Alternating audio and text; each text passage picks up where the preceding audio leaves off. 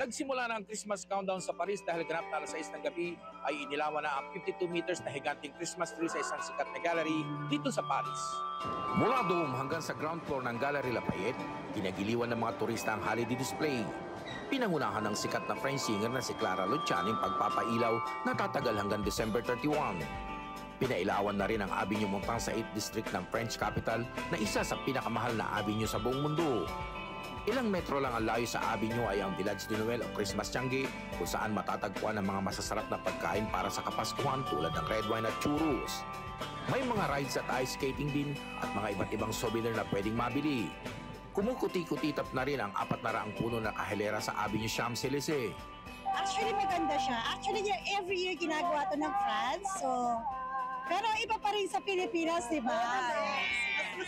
Iba pa rin ang Pasko sa atin. Maligayang Pasko from Paris to Philippines! Marami pa rin sa mga kababayan natin dito sa Paris ang hindi pa nakakauwi ng Pilipinas para ipagdiwang ang Kapaskuhan at Bagong Taon.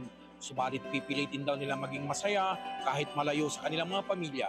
Para sa Agenda, Nick Villanueva, Billionaire News Channel, Paris, France.